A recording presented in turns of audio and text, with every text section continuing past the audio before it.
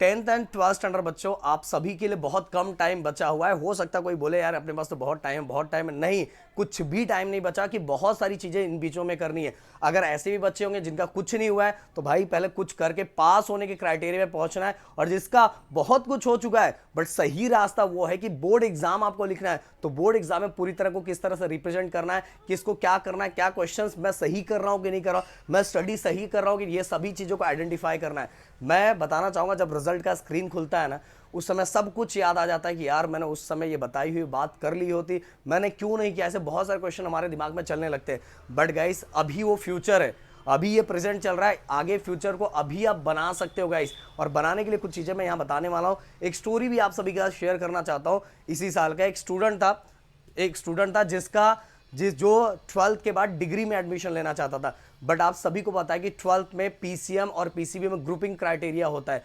उस बच्चे का बस 1 मार्क्स के लिए ग्रुपिंग क्राइटेरिया मैच नहीं हो पाया, जिसके कारण उसने फिर 10th के बेस पे डिप्लोमा लिया। सोचो, डिग्री का सपना था पर उसने डिप्लोमा लिया। तो ऐसी बहुत सारी, ये तो बस मैं छोटी सी चीजें बता रहा हूँ, ऐसे बहुत सारे एग्जाम्पल है जो लास्ट में जाके बहुत ज्यादा पछतावा फील होता है कि मैंने क्यों नहीं किया, कर लिया होता तो आज ये ना होता। तो मैंने बोला अभी अपने प्रेजेंट को इतना अच्छा बनाओ कि आने वाले जो रिजल्ट का फ्यूचर है ना, वो बहुत ज्यादा अच्छा हो। तो इसके लिए कुछ बातें, सबसे पहली बात तो गाइस देखो, आपको प्रॉपर तरीके से प्लानिंग करनी है। अगर आप बोलोगे और इस वीडियो पे अगर 1K लाइक एंड 200 कमेंट आ जाता है तो गाइस आप प्रॉपर तरीके से दोनों बच्चों के लिए सेपरेट, 10th वाले एंड 12th वालों के लिए प्रॉपर तरीके से प्लानिंग बना दूंगा। हर डे वाइज प्लानिंग बना दूंगा कि आपका स्टडी हर दिन का कैसा होना चाहिए पूरे टारगेट को अचीव करने के लिए। साथ में गाइस ओनली सिलेबस कंप्लीट कर देने से कुछ नहीं होता। अगर आप सिलेबस कंप्लीट कर देने से सोच रहे हो आप चैंपियन हो गए, तो बिल्कुल नहीं। सिलेबस कंप्लीट करने के बाद भी 50% ही हमारी 50% के क्राइटेरिया को हम फुलफिल कर पा रहे हैं, 50% अभी भी हम काम नहीं कर रहे हैं। इसलिए प्रॉपर तरीके से प्लानिंग करना बहुत ज़्यादा जरूरी है कि हमें आगे क्या क्या चीज़ें और 50% को बढ़ाने के लिए करना है। दूसरी बात, बुक्स आप सही तरीके से इस समय, ये देखो स्टार्टिंग से हमारा फोकस ये होता है कि हम चीज़ों को समझते जाए, बट अब ये टाइम क्या आ जाता है, गधा मजूरी नहीं, स्मार्ट वर्क करने का टाइम होता है कि सही बुक, सही क्वेश्चन, सही टॉपिक प्रॉपर तरीके से आइडेंटिफाई करके पूरी तरह से फोकस करना। अगर पूरी तरह से आप फोकस करोगे तो भाई आप रिजल्ट में, जो बच्चा अप्रैल से पढ़ रहा है वो कुछ नहीं कर पाएगा जो आप फोड़ के आओगे। तो इस समय बुक को आइडेंटिफाई करना बहुत जरूरी है। जैसे मैंने आप सभी को बता के ही रखा है कि बुक्स के लिए अगर 12th वाले बच्चे हैं तो ज़्यादा फोकस करें आप उत्तम पे। ओके, नोट्स ऑलरेडी आपके पास होगा, उत्तम पे फोकस करें। और न्यूमेरिकल्स के लिए 21 में फोकस कर सकते हैं।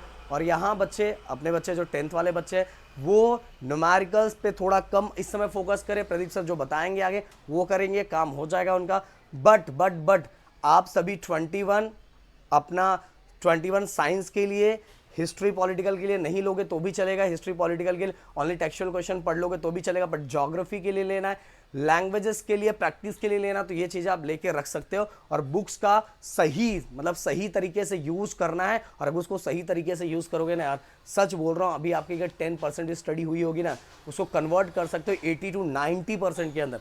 मैं बोला प्रीलियम्स में ऐसे बहुत सारे बच्चे होते हैं जो बहुत सारे सब्जेक्ट में फेल होते हैं, फिर भी वो इतना अच्छा स्कोर कर डालते हैं ना कि सब टीचर शॉक हो जाती है। और बाद में उनके साथ फोटो खिंचाती है, यार मैंने नहीं बताया था, ऐसे करके फोटो खिंचाते हैं। तो ये बारी आपकी आनी चाहिए। अब इसके बाद गाइस जो मैंने लिखा है क्वेश्चन आइडेंटिफिकेशन करना अभी बहुत जरूरी है। आप देखो, जैसे मैं एग्जांपल देना चाहूंगा कि science 1 10th standard and physics 1 2 ले लो, फिजिक्स ले लो।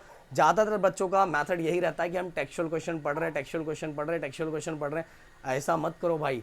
सबसे पहले ये पता लगाओ कि साइंस 1 या साइंस 2 या फिजिक्स 1 एंड फिजिक्स 2 में किस टाइप के क्वेश्चन हमारे बोर्ड में पूछे जाते हैं। बहुत सारे टेक्सचुअल क्वेश्चन ऐसे हैं जो हम हमारे काम के ही नहीं है, वो उस तरह के क्वेश्चन नहीं आते एग्जाम में।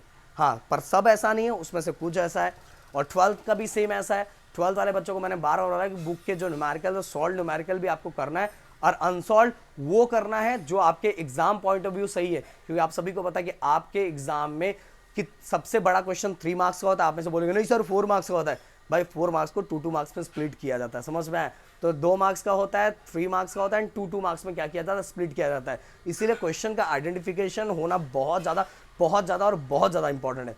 इसके बाद गाइस बोर्ड पेपर, अगर मैं बोर्ड पेपर की बात करूं, अगर मैं आपको बताऊं तो भाई बोर्ड पेपर मतलब कि आप सभी को पिछले 2-3 साल के पेपर्स को निकालना है और उससे ज़्यादा कुछ होने वाला नहीं है। सही बता रहा हूँ, बहुत बार क्वेश्चन बोर्ड के पास इतने नंबर ऑफ क्वेश्चन होते हैं, बहुत सारे चेंज हो जाते हैं, पर वो सोचो कि यही क्वेश्चन पढ़ के जाऊँगा तो एग्जाम में फोड़ के आऊँगा, तो भाई बहुत बार बुरा हाल भी हो जाता है। जो सच है वो बता रहा हूँ। तो आपको मैं वो क्यों बोल रहा हूँ, बोर्ड का पेपर उठा के प्रैक्टिस करना स्टार्ट करो कि आपकी स्पीड क्या चल रही है। बहुत सारे बच्चों का लैंग्वेजेस का पेपर छूट जाता है, तो स्पीड को आप कहाँ कम पढ़ रहे हैं इसको भी चेक करना है। इसलिए मैंने बोला कि अगर पढ़ने वाले बच्चे हो तो भी आपका भी 50% ही काम हुआ है, 50% रिजल्ट आ रहे हैं। और अगर कुछ भी नहीं हुआ तो 0% ही है, तो इसको कन्वर्ट करना है। इसके बाद गाइस डेली टारगेट, आपको खुद का डेली टारगेट बना के रखना है, रिवीजन करके रखना है। बट गाइस बोल रहा हूँ, अगर ये सब चीज़ें आप अपने से नहीं कर पा रहे हो, तो एक चीज़ आप सभी को पता है कि पंच का बादशाह मैंने यूट्यूब पे 3.0 लाया हुआ है, जो मेरे सभी बच्चों के लिए, साइंस वाले बच्चों के लिए भी है। हाँ, एक चीज़ साइंस वाले बच्चों से फिर से बोलना चाहूँगा, वो बात मैं करूँगा इधर। तो 12th science and 12th commerce, commerce वाले चैनल पे प्रदीप गिरी कॉमर्स एकेडमी, जो 12th के अपने बच्चे हैं इनका प्रदीप गिरी अपडेट इस चैनल पे डेली 3 लेक्चर आज से स्टार्ट हो जाएगा, 3 लेक्चर आना स्टार्ट हो जाएगा।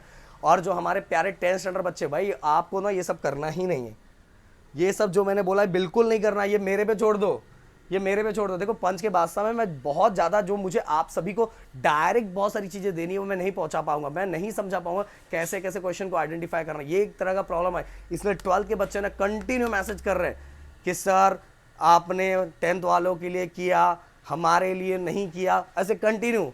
बट गाइस बहुत सारे चीज़ें हैं, मुझे ऐसा लगा कि 12th वाले बच्चे ऑलरेडी उन्होंने कोर्सेज बहुत जगह परचेस कर लिया है, इसीलिए फिर मैंने उनका नहीं लाया, उनको पंच का वास्ता। पर 10th वाले बच्चों इस मौके का फायदा उठाओ, और 12th वाले बच्चे MSc CT में रुके रहना, MSc CT में सर आपसे डायरेक्ट जुड़ेंगे। तो हमारे ऐप पे प्रदीप गिरी एकेडमी, जिसमें बोर्ड एग्जाम रिलेटेड टॉपिक पे ही फोकस किया जाएगा, इंपॉर्टेंट टॉपिक आपको बताया जाएंगे, डाउट सॉल्विंग होगा, नोट्स दिया जाएगा, मोस्ट इंपॉर्टेंट चीज़। और हमारे नोट्स भाई जो 20-30 पेज का, जो 20-30 पेज का जो अपना चैप्टर होता है ना, उसको हम एक पेज में कन्वर्ट कर देते हैं, और वही एग्जाम में बस उतना ही आता है। हम जो बुक पढ़ते हैं ना दोस्तों, वो बुक में एक्सप्लेनेशन होता है, अगर उस एक्सप्लेनेशन वाइज हम एग्जाम में लिखेंगे तो भी हमें मार्क्स नहीं मिलता। ऐसे बहुत सारे बच्चे जो पूरा का पूरा रट्टा मार लेते हैं। भाई बोर्ड एग्जाम में अभी तक 9th में मार्क्स मिला है, बोर्ड एग्जाम में नहीं मिलेगा। बोर्ड एग्जाम में एक प्रोसेस वाइज चीज़ों को लिखना रहता है, एक्सप्लेन नहीं करना रहता है, टीचर को ऑलरेडी आता है, आपको टीचर को खुद को बताना रहता है कि तुम्हें आता है कि नहीं आता है। इसीलिए आपको प्रॉपर तरीके का नोट चाहिए, और हमारा जो नोट्स हम देने वाले हैं नेक्स्ट लेवल का, और आपको टारगेट डेली मिलेगा। और सबसे बड़ा टारगेट तो हमारे लिए रहेगा कि हमने बोला 31 जैन तक पूरा सिस्टम हिला देंगे, 31 जैन तक पूरा का पूरा चीज़ें खत्म कर देंगे 10th स्टैंडर्ड का, और उसके बाद आपके पास सभी चीज़ें आ चुकी रहेगी, सभी पढ़ाई हो चुकी रहेगी, बस डेली क्या करना, रिवीजन करना है, काम खत्म हो जाएगा। तो भाई फटाफट प्रदीप गिरी एकेडमी ये चैनल, ये ऐप पे, प्रदीप गिरी ऐप पे हमने दंगल बैच स्पेशली लाया हुआ है, तो मौके का फ़ायदा उठाओ, आगे आप आओगे बट तब तक लेट हो चलेगा। तो ये बैच अपना 25 दिसंबर से स्टार्ट हो रहा है और ख़त्म हो जाएगा 31 जैन। ये हमारा टारगेट है। देखो मस्त, चाहूँ तो इसको 10 दिन में भी ख़त्म कर दूँ, बट और जाएंगे, कोई टेंशन नहीं। पर 31 जैन तो बहुत बड़ा टारगेट हो गया, बहुत बड़ा टारगेट। हमें पता है कि 10th में ना के बराबर क्वेश्चंस होते हैं, बस उतना ही क्वेश्चन पढ़ो, काम खत्म, उतने ही टॉपिक्स करो, काम खत्म। इसलिए दंगल बैच फटाफट ज्वाइन करो और दंगल दंगल करते हैं। और बाकी बच्चों के लिए पंच का बादशाह, 12th वाले बच्चों, साइंस वाले बच्चों, कॉमर्स वाले बच्चों, कॉमर्स वाले चैनल, और 12th वाले जो बच्चे हैं उनके लिए कौन से चैनल पे, प्रदीप गिरी अपडेट पे आज से कंटिन्यू चीज़ें स्टार्ट हो जाएगी। तो चलो मिलते हैं नेक्स्ट वीडियो में। और ये जो परचेस कर सकता है परचेस कर ले। और मैं बताना चाहूँगा, अगर आप नहीं कर पा रहे हो तो डिस्क्रिप्शन में मैं हेल्पलाइन नंबर दे रहा हूँ, उस हेल्पलाइन नंबर पे कॉल भी कर लेना। मिलते हैं नेक्स्ट वीडियो में। Thank you so much guys, जय हिंद दोस्तों।